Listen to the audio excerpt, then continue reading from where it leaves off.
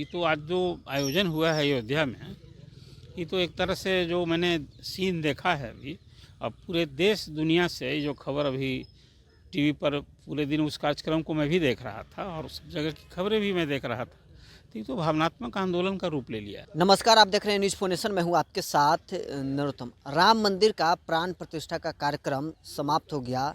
अब सवाल है कि क्या आने वाला लोकसभा चुनाव में इसका क्या प्रभाव पड़ेगा। क्या भारतीय जनता पार्टी इसका फ़ायदा ले पाएगी। जैसा आरोप लग रहा है कि भारतीय जनता पार्टी अपनी राजनीति को चमका रही है। हमारे साथ हैं वरिष्ठ पत्रकार अरुण कुमार पांडे सर। सर, आप बहुत दिनों से पत्रकारिता कर रहे हैं कि क्या आने वाला चुनाव में भारतीय जनता पार्टी को फायदा मिलेगा। देखिए, ये तो आज जो आयोजन हुआ है अयोध्या में, ये तो एक तरह से जो मैंने सीन देखा है अभी, अब पूरे देश दुनिया से जो खबर अभी टीवी पर पूरे दिन उस कार्यक्रम को मैं भी देख रहा था और सब जगह की खबरें भी मैं देख रहा था, तो ये तो भावनात्मक आंदोलन का रूप ले लिया है। अभी बिहार में ही पटना सहित पूरे कहीं देखे गांव-गांव में मंदिरों में सब जगह जिस ढंग से लोग जन सहभागिता से भंडारा हो रहा है कहीं, और जो माहौल बना हुआ मैंने देखा है, तो ये निश्चित रूप से इसका लाभ बीजेपी को मिलेगा, इसमें कोई संदेह नहीं है।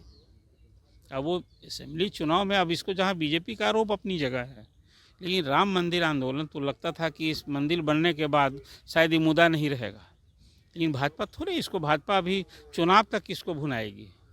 और सभी आज भी आपने देखा, वहाँ मोहन भागवत थे उस कार्यक्रम में, प्रधानमंत्री थे ही मुख्य जजमान, मुख्य अतिथि थे कार्यक्रम।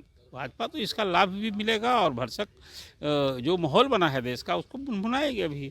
अभी तो 24 तारीख से पूरे देश भर के लोगों को अयोध्या स्पेशल गाड़ी चलने वाली है भाजपा के सभी। आज तो आपने देखा होगा वहाँ उस कार्यक्रम में कोई बीजेपी के सांसद विधायक नहीं आमंत्रित थे, सब लोग विभिन्न शहरों में अपने अपने चुनाव क्षेत्र में और प्रमुख शहरों में प्रमुख मंदिरों में लोग, वहाँ सब लोग उस आयोजन के सहभागी बने थे वहाँ। और फिर उसमें वहाँ आयोजन हुआ, वहाँ सब जगह इसी तरह से जो आपने पटना में देखा है, सब जगह इसी तरह से भंडारा का आयोजन है। रात में फिर दीपोत्सव बनेगा, राम दीपावली मनेगी। निश्चित रूप से इसका लाभ भाजपा भुनाएगी। बीजेपी का आरोप अपनी जगह है, भले वो इस आयोजन से अपने को, लेकिन फिर मैं ये कहता हूँ जो विरोध करने वाले भी लोग हैं उनका विरोध नरेंद्र मोदी से है। तो कहा ही कि बीजेपी का आयोजन है, आरएसएस का आयोजन है, ये उसका इवेंट हो गया है, हम नहीं जाएंगे। लेकिन था तो धार्मिक आयोजन, ये रामलला की प्राण प्रतिष्ठा और मंदिर का जब उद्घाटन आज हो रहा था, ये तो रोज़ रोज़ थोड़े होगा, ये तो एक ऐतिहासिक दिन था आज। तो इसको जिन लोगों को, आप देश भर में 142 करोड़ की आबादी है, आप बात करेंगे 8,000 लोग आमंत्रित थे, उसमें 4,000 साधु संत थे और 3,000 से 4,000 लगभग प्रमुख हस्तियाँ, राजनीति से जुड़े लोग, कला, साहित्य, व्यापार, सब तरह से विश्व लोग वहाँ शामिल थे। इसलिए जिसको आमंत्रण मिला था वो नहीं गए, उनका अपना डिसीजन है। लेकिन इस आयोजन के यदि साक्षी बने होते उनसे उनका कुछ थोड़े नुकसान होता, मुझे तो नहीं लगता है कि उनका नुकसान होता। लेकिन अब धर्मनिरपेक्षता के सवाल पर कोई मुस्लिम सियासत के भेंट चढ़ गई है आयोजन, ये मैं इसे दुखदाई मानता हूँ। इस तरह का कोई इवेंट जो है कोई है जिसको अब इस तरह के कार्यक्रम को राजनीति में नहीं घसीटना चाहिए, उसका बड़ा दूर तक असर पड़ता है। और जो लोग नहीं गए, फिर मैं तो उनकी अपनी समझ है, उसमें क्या हम कहेंगे।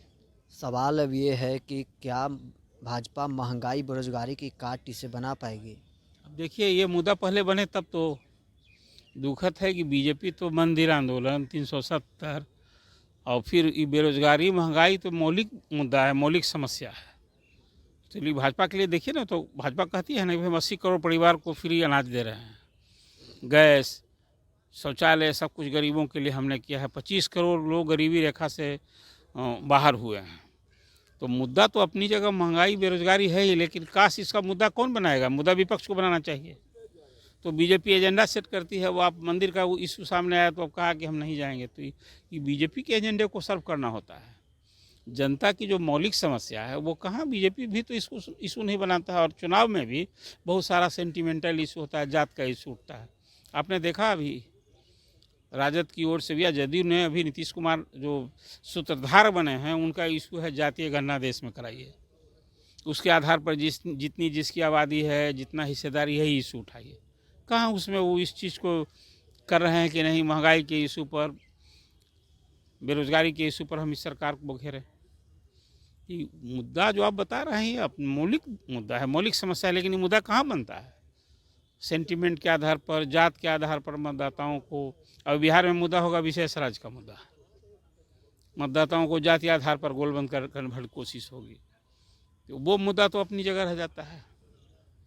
इसलिए ये सवाल किसी काश इस चुनाव में बने देश में कि नहीं, अब राम राज की परिकल्पना की गई है तो हर लोग सब चीज़ की सस्ती हो, ये कौन नहीं चाहेगा, हम आप सबको सहूलियत होगी। ये मुद्दा तो विपक्ष बनाता नहीं। बिहार में 40 लोकसभा सीटें हैं, ऐसे में क्या बिहार में अब मंडल पर कमंडल भारी पड़ेगा? देखिए अभी मंडल पर बीजेपी और जो उसके सहयोगी लोजपा की यहाँ 23 सीटें हैं 40 में, अभी कब्जा वाली सीट है। अब सवाल है कि पहले यदि एक अलग गठबंधन बना है, नीतीश कुमार इधर आए हैं, तो पहले तो बीजेपी के लिए बिहार में है चुनौती, मैं मानता हूँ उन सीटों पर कब्जा बरकरार रखना। अब रही बात कि मंडल पर कमंडल भारी पड़ेगा, तो अब पिछली बार तो मंडल ही इधर थे और कमंडल जो है 40 में 39 सीट जीत गया था, नीतीश कुमार इसी साथ न थे, तो वो तो जीत कमंडल की ही हुई थी। अब इधर आए हैं तो अभी मैं मानता हूँ कि बिहार में चुनौती है, लेकिन अब वो जो तरह का माहौल बना है तो बीजेपी के लिए कोई चुनौती भले है, लेकिन अभी तो मुझे नहीं लगता है कि बीजेपी सिंकिंग बोर्ड पर है। राम मंदिर का बिहार में उतना फायदा नहीं होने वाला है। किसने कहा? ये आप कह रहे हैं। पूरे देश में फ़ायदा होगा तो बिहार में क्यों नहीं फ़ायदा होगा? बिहार के लोग क्या धर्मपरायण नहीं हैं? यहाँ जिनका मुद्दा है मुस्लिम वोट के को लेकर जो एक अलग राय रखते हैं, ये कैसे कह सकते हैं कि बिहार में? तो पूरे देश में जब माहौल पक्ष में, अभी ये पूरा देश में यदि एक भावनात्मक आंदोलन हो गया तो बीजेपी तो इसका लाभ भरसक उठाए हो। तो अभी 303 है, 400 के पार का नारा दे रही है, संकल्प है, लक्ष्य है। बीजेपी यहाँ लूजिंग एंड में तो मुझे नहीं दिखती है अभी तो पहले विपक्ष एकजुट हो। देखिए बटा विपक्ष क्या बीजेपी का मुकाबला कर पाएगा? नरेंद्र मोदी को पहले चुनाव में चुनौती देने के लिए विपक्ष को एकजुट होना, वहीं पर तो सबसे बड़ा सवाल है। जहां बातें भले हो रही हैं कि हम 400 से अधिक सीट पर 1 to 1 फाइट दें, ये कहाँ होता दिख रहा है? मुझे तो अभी फिलहाल इस पर बहुत बड़ा सवाल उठा हुआ है। देखिए नीतीश जी क्यों नाराज़ हैं कि आप सीट शेयरिंग जल्दी कीजिए, वो 17 सीट पर कम पर हम समझौता नहीं करेंगे। तो ये चीज़ को अभी देखिए, जो आपका सवाल है, अभी विपक्ष उस रूप में अभी चलता बनता नहीं दिख रहा है। क्या आपको लगता है कि विपक्ष एकजुट नहीं हो पाएगा चुनाव तक? अभी तो एकजुट नहीं दिख रहा है। अभी कहाँ एकजुट हो रहा है? अभी तो सीटों की खींचतान हो रही है, लेकिन बिहार में तब भी बहुत मुश्किल नहीं है। बिहार में जो 40 सीट की दावेदारी है उसमें शुरू से एक प्रोजेक्शन दिख रहा है कि राजद जदयू 17-17 पर दोनों लड़ेगा, बाद कांग्रेस को 5 मिलेगी, माले को जो बची सीट है वो मिलेगी। तो यहाँ बहुत झंझट नहीं, लेकिन पूरे यदि नेशनल प्रोस्पेक्ट में आप बात करेंगे तो अब मायावती तो यूपी में 80 सीट है, कह दिए कि अकेले चुनाव लड़ेंगे, तो वहाँ तो अब त्रिकोणीय मुकाबला होगा। तो इसलिए जब 80 सीट वाला बिहार में, वेस्ट बंगाल में वही हालत बनी है। वहाँ तो ममता बनर्जी करीब 2 सीट जीतने वाली कांग्रेस से अब क्या हम समझौता, क्या सीट शेयरिंग करेंगे?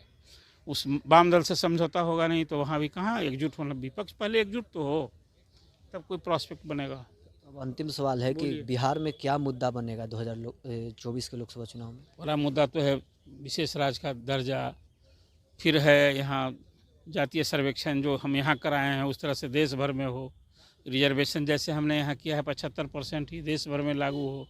नीतीश कुमार ने ये दिया है कैबिनेट ने कि भाई इसको नौवीं यानी सूची में डाला जाए ताकि कॉन्स्टिट्यूशन से उसका प्रोटेक्शन मिले।